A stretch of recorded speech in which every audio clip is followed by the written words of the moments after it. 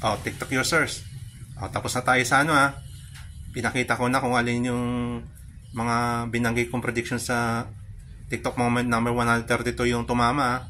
Ngayon naman, para sa huling bahagi nitong TikTok moment number 133, yung sumablay naman yung sumablay naman mga kaibigan, ito na, isa-isay natin alin sa mga yung binanggit ko uli sa TikTok moment number 132 yung sumablay naman ito. Sinabi ko doon sa TikTok moment 132 ang aking prediction para pumasok sa Magic Roll sa Philippine 2025 election, si Bong Revilla, na siyang re-electionist, si Bitag mismo, si Ben Tulfo, then si Abby Binay,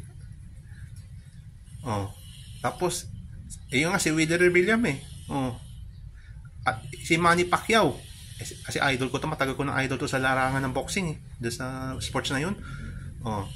Yung limang yan, alamin natin tignan natin yung resulta. Sumablay sila mga kaibigan, tingnan nyo kung anong naging rankings ng mga yan. Ayan tingnan nyo, ayon sa ito uli gaya na pinakita ko sa part 1 ng nitong TikTok moment 133. Ayan 97.28 pakita ko uli sa inyo. Ayan as of May 13 uli 2025, 3:42 PM ng ng Comelec Media Server yung source. Ayan teka zoom. Ayan yung election 2025 ng GMA ayan ayan tingnan nyo, ayan yung uli pakita ko uli for the last time. Ayan ayan 97.38 ayan ang source, ayan ang batayan tingnan natin pang ilan sila at di sila pumasok sa Magic 12. Ayan ayan tingnan nyo si Bitag si Ben Tulfo pang 13 sayang nako, may isang angkan ng mga Tulfo hindi pumasok sa Magic Roll. Si Ben Tulfo pang 13 ilan ang boto niya? 11 lagpas 11 point 11.8 million. Si Bong Revilla nako hindi na pang 14 pala si Senator Bong nako, for the first time sa kasaysayan ng pagsali niya sa senatorial lineup senatorial nako, di na siya nagtagumpay sa kanyang re-election bid. Ayun 11.78 million, lagpas 11.78 million ang nakuha niyang boto. Na yun lang nangyari sa kanyang si Senator Bong nako, di na siya nagtagumpay sa kanyang re-election bid. Nako, teka mamaya natin to, magkokomento ako. Si Abby Binay, nako po si Abby Binay di pumasok.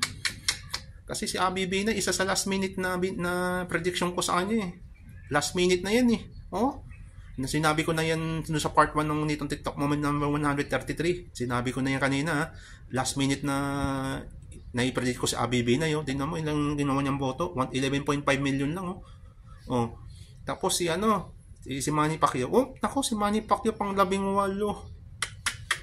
10.2 million ang nakuha niyang boto. Tinalo pa siya ni na Benor Habalos sa Jimmy Bondoc Naku po, Idol Manny. Naku Idol Manny, di ka na nagtagumpay. Naku, nawala na yung mo, charisma mo sa Naku. Si Kuya Will, naku po pang 22. Naku, tinalo pa siya ni Tito Ipe ni Philip Salvador, ni Colonel Busita Tsaka si Ide Mendoza, tinalo pa si Kuya Will 8.41 million lang yung nakuha niyang boto. Naku, nakakalungkot mga kaibigan Ito na, real talk na to. Real talk na tayo. Bakit nangyari to? Unahin ko muna si Kuya Will. Naku, Kuya Will. Naku, nawala na yung charisma mo sa publiko. Mas maganda yung yung prime ng kanya kasikatan ng mga between 2007 to 2010. Yun sobrang sikat si Kuya Will nung panahon yun. Dahil sa kanyang programang Wawawi nun, di ba doon sa ABS-CBN pa dati, kaya lang nabahira ng kontrobersya. Kaya nawala yung show niya yun, yung Wawawi. Lakas ng niya, karisma niya sa publiko. Yung basta alamin nyo bakit nangyari to Naku, wala na yung sabi ko iba ng panahon ngayon mga kaibigan, 2025 na. Wala na yung ni Kuya Will Ni Willie Remella, nako, last minute na nai-predict ko rin sa kanya yung ano, yung sasama siya sa Magic 12. Pero ngayon lang nangyari to sa kasaysayan ng pagboto ko. Yung binoto ko yung isang kandidato, ngayon, pinaman yung ranking pang 22nd lang. Kakalungkot, no? Tapos ito samantala si Manny Pacquiao, nako, di na siya nagtagumpay sa kanyang muling pagtangkang bumalik sa Senado. Nako, alam niyo yung nangyari kay Manny Pacquiao nung di siya pumasok sa Magic 12 sa pagkakataong ito? Parang nangyari yung kay Jaworski. Kasi yung nangyari nung naalala yung impeachment trial ni Erap, nalaglag si Jaworski sa 2001 senatorial election re-election, natalo si Jaworski. Pero yung kay Manny Pacquiao nangyari na naman yung kung ikukumpara kay Pacquiao at kay Jaworski, parang halos magkaparehas eh. Yung sinapit ng kanilang nangyari sa kanila yung sa re-election bid na yung sa tangkang pagbalik sa Senado ni Manny at kay Jaworski, yung nag-re-election bid siya. Ayan, parang kaparehas yung kinahinatnan ng kanilang yung tangkang muling pagano sa Senado. Pagpasok, ayun, bigo. Tamang-talang last minute na paghula ko rin kay Manny Pacquiao. Willie Remey, ganun din. Tapos si Abby Binay, kaya sinabi ko, binili ko to inano ko si Abby Binay last minute rin. Kasi abogado rin to bukod sa pagiging Makati Mayor eh. Siguro kung di binala si Abby Binay. Yun, si Bitag, sayang, pang 13 lang.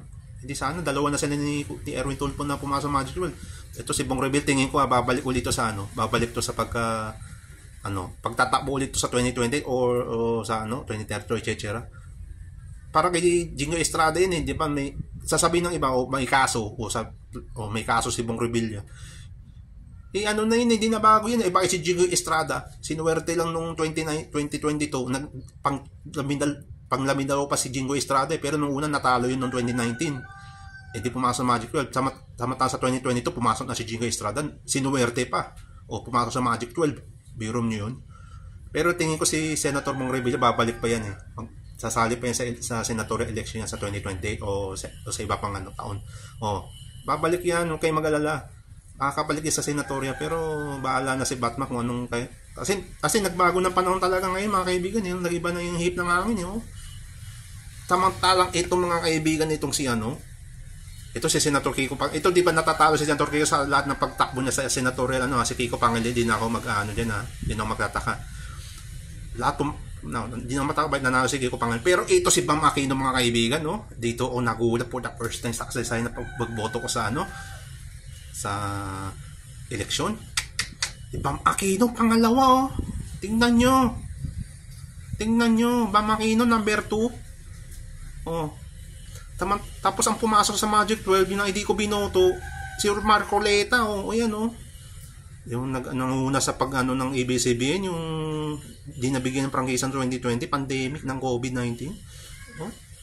Tapos si Camille Villar, pumasok pang 10 pa.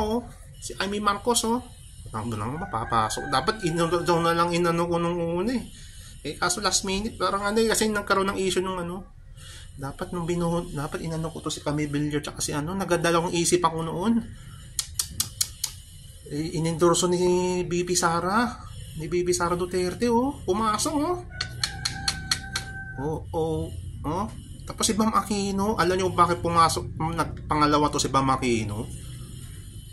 Ako bumalik na naman yung sasabihin na mga bumalik na naman sa history repeat itself na naman, sasabihin na naman ng karamihan. Si Bam Aquino, alam niyo bakit nag-number 2? Kasi yung TV ads niya na yung libreng tuition, siya ang prime author, siya yung main author nun, yung libreng tuition sa mga estudyante. Di ba naalala niyo yun? Noong nakarang Tapos yung sa political ads niya, nainganyo yung mga baguang botante, yung mga Gen Z. Tapos yung millennial, ganun din. Kaya hindi lang nagulat talaga ulit nag-number 2 si Bam Aquino, di ba? Nag-number 2 si Bam Aquino. Ito talaga nagulat ako rito hindi mo akalain. Pero kasi nung nakarang pagtakbo niya sa senatorial, pang 14, noong 2019, pang 14 to Tapos yung una, yung 2013, nung nanalo si Noynoy Aquino bilang presidente, pumasok siya nung una. Kasama siya sa Magic 12. Pero itong yung pangalawa siya sa senatorial race sa 2025 this is unbelievable. Yun na mga kaibigan, kompleto na yung aking paliwanag. Oh. Yun lang. Si Sir Rico, oh. Di pa natatalo yan. Tingnan mo, oh. Nanalo pa, oh. Oh, yun lamang po. Hmm.